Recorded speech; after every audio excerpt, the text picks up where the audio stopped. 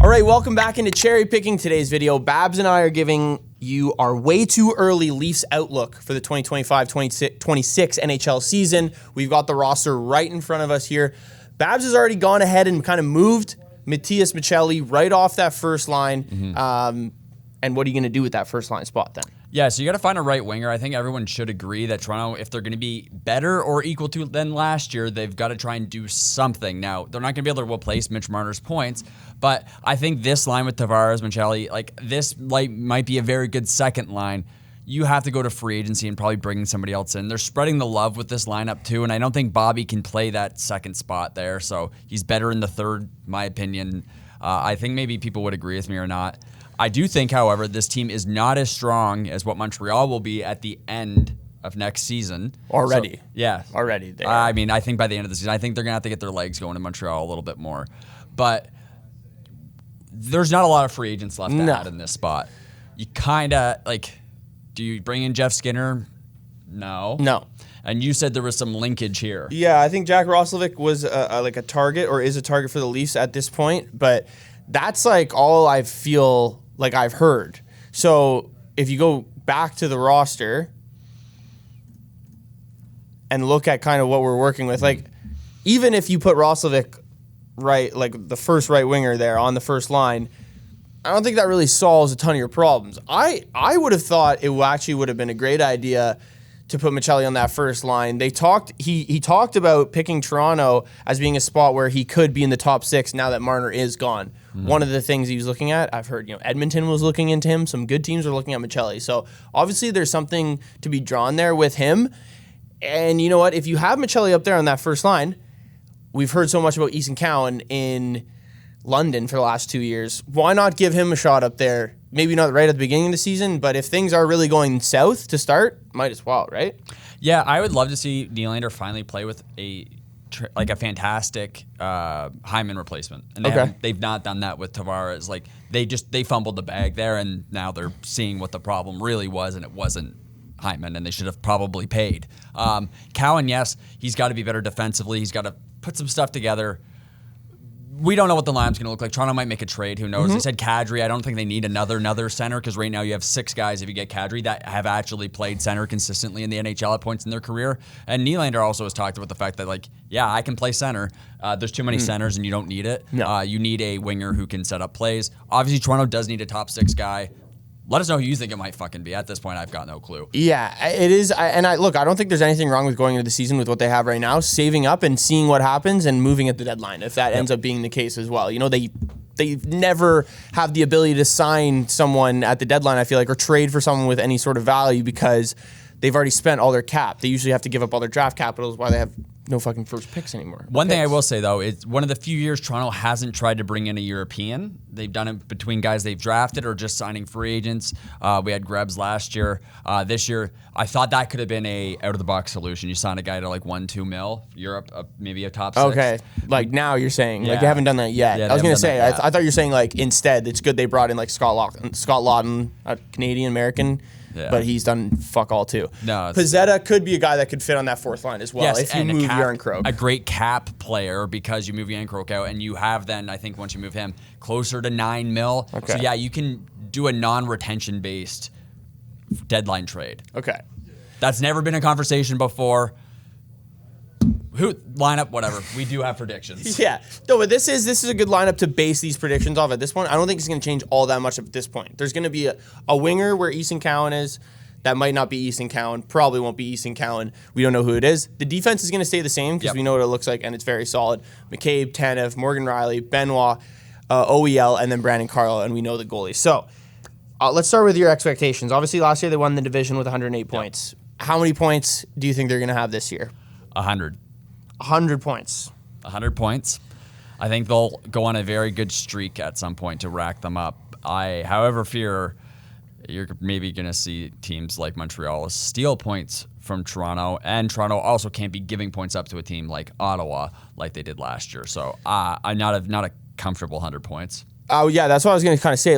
Not that Toronto obviously got worse this offseason when you lose a guy like Mitch Marner, that's especially in the regular season. Everyone talked about he's a regular season merchant.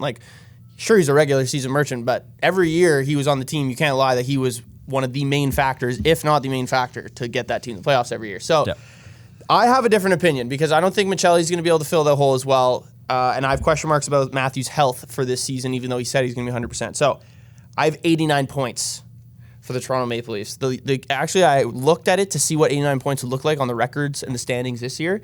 Columbus was 40, 33, and 9. I think that's what we'll see the Leafs. That's a pretty low expectation, but that's what I think for the Leafs this year. And that would put them around 4th or 5th in the Atlantic. So I'm assuming you don't have them winning, right? No, at 100 points? Fuck no. No, okay. I think they're going to be in the 2-3-ish spot. I think there's a lot more parity across. So you're going to see teams drop more points than years previous. I think you're going to see Florida drop more points potentially. But you're going to see the same group of teams in the playoffs. It's just going to be this much tighter. I don't think a whole lot changes. Okay. That's fair. I don't think that's too crazy to say. Now looking at Auston Matthews for this season, obviously the star on the team. 106 points. 106 points. So he had 107 2 years ago when he had 69 goals or 65 goals. Okay. If he stays healthy for the whole year, that is a very fair expectation. I would love to know what the sports books have his line at, to be honest, to set for the season at this point. I know that's not out yet, but I bet you it'll be in the 90, high 90s, 100 range. The dynamics of the line changes, and that's the thing. You're going to be upset with my answer. You're going to say 70, and he's going to be hurt all year. I'm going to say 75. I was close. But I'm going to say because he's going to play 65 games. Maybe the same as last year, 67 Honestly, games. Dude, if he is hurt, rest him. I know, but I think at this point without Marner, you kind of need him to play because your depth severely cuts when you take Matthews out of that lineup, obviously. Rest him when you play the bottom of the conference. Well, so that's the thing, though. I think, first of all, also, he's going to captain the U.S. team at the Olympics this year. I think that's going to be the biggest priority on his checklist in terms of being 100% healthy for. So I bet you will see a couple stints where you see him miss 4 or 5 games. Maybe he takes another trip or two to Germany, to figure out what his injury is. Put the whole team on a flight and put them in the fuselage with the blood thing and inject it so they're all healthy. This is where Leaf fans have gone at this point. Like, it's just a do or die situation. Get any sort of formula. Send them to Alaska. Send them to Iceland. This team is much harder to play against, though, than if you look at the dynamics. And the bottoms, they have a fantastic fucking bottom 6.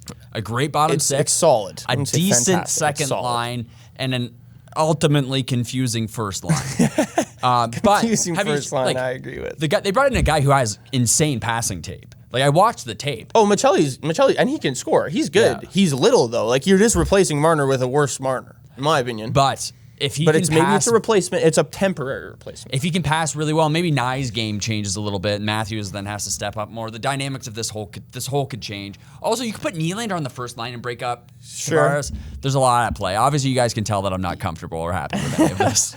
Okay, so we talked about Matthews. Let's look at disappointments and maybe some positives as well. Who will be, you think, in this season upcoming, the biggest disappointment? Bobby McMahon will not have as many points as he did last year. I think that will be a bit of a regression spot because I do not think he can play your top 6. So that's what I was going to ask. Do you think he just kind of maybe regresses to like the role maybe was built to play as an NHL player, like a third, fourth line power forward? He's going to be their consistent third line guy. Okay. I like that take, or I don't want to disrespect Bobby. Some people were putting the ceiling really high. It was high when he first came into the league because he was scoring a ton of goals, which is fair. I think you guys know who my biggest disappointment will be this year. Unfortunately, I just think it's going to be Auston Matthews again. I feel like I'm picking on the guy, but I'm not. I just don't think he's going to be healthy, and everyone's expectations are going to be through the roof with Marner gone, and I don't see that happening. My biggest surprise, I do think it will be Michelli. Because I think he's ready to take on this role. We've seen how he's kind of developed, I think, over the last 2 years in Arizona and Utah. Now he's ready to be cemented into a top 6 role. Whether it's on the first line with Matthews or the second line with Nylander and Tavares, or just Tavares if those two end up swapping, I think you're going to see Michelli have at least a 65-point season if he plays at full bill of health. Max Domi, I think he's one of the best leaders on the team by example. When Toronto was getting crushed by Florida, he was still back-checking. When he makes mistakes, he makes up for it. A couple dumb penalties, but I think you give him a letter because he's actually one of the few guys that shows what it's supposed to be, how you're supposed to act when you're a Toronto Maple Leaf playing on the most scrutinized team. I don't think you'd see a lot of Max Domi crying and complaining. No. I don't think you've ever really seen that at any point of his career, especially over the last 8 years, especially in the NHL. So I would agree with that. What individual or team award will this team win this year? The most realistic one that you could think of. Jack Adams. Jack Adams for Craig Berube. See, that is definitely a good one. Why do you see that? I think he's just a leader of men, and the dynamics of this team changing and then maybe maintaining while losing talent should elevate him thoroughly. My other pick would be Rick Tocchet, just for that award, period. Yeah. I've already cashed on that one before, so. There you go. Yeah. But, so I would say for that one, do you think it's possible for them to win even if they have fewer points than they did last year? Because they probably will. I think so. I think because everyone in the Eastern Conference is going to have potentially fewer points than they did the year before, especially Washington. That's going to there you go. You don't think the Carbonator is going to take it down again? I don't know. I still think Washington. I think people are going to sleep on Washington and be like, oh, it was a one-hit wonder. Not so sure.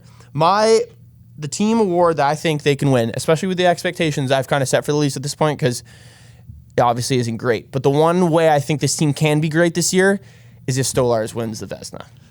Behind a very good defensive unit, which I think is the case. Like, that's Jake McCabe, Chris Tanev, Morgan Riley, Brandon Carlo, Simon Benoit, OEL. Like, that's a six defenders that you can win a Vezina in front of. You look at guys, like, obviously Hellebuck's been different, but like LA is such a good example. They've been so good defensively over the last 4 years and have made goalies look so much better than they actually are. Cam Talbot, Corpusalo, like teams have literally, or guys have gotten extra contracts in their career because of playing in LA. And I feel like Toronto can do a similar thing this year, whether it's Stolarz or Wall. I think Stolarz will be the guy for the whole year. Yeah, I mean, LA's going to go to the Cup final. We know that's a lock already. Corey Perry. Yeah. That's what they need to bring in. That's what they should have signed. I know, I brought that up, but like they also might bring Patches back again, so that's another thing that screws around with this. And if he's a fully healthy full season, he could potentially change how this dynamic looks yet again. Okay. But Stolarz is going to be the starting goalie. Both goalies are very competent, but I think just pressure games, I think I've seen Stolarz perform better. And also, he plays the puck more effectively than Woll does, and Woll sometimes makes me want to scream. In situations, there's parallels that I've actually had to coach against with him and the mistakes that get made occasionally and the risky puck movement. So Stolarz has to be the spot there. Stolarz is going to be the guy, and Stolarz is going to be the guy to win the Vezina if the Leafs do go that route to making the playoffs. A defensive strategist of a team with Craig Berube on the helm. I like it. I like it. And I love Woll, don't get me wrong. But. Yeah, well, no, it sounded like you didn't like him. No, but it just scares me. These are the predictions. Obviously, two very different outlooks. Two different fan bases. And a Leaf guy is saying that Montreal is going to be better than Toronto. That's kind of crazy, but I love to I respect the you got to respect talent, but fuck that. If you guys like this video, let us know. We could do same kind of season preview for your team, so let us know in the comments. Be sure to like, comment, and subscribe, and we'll see you guys next time.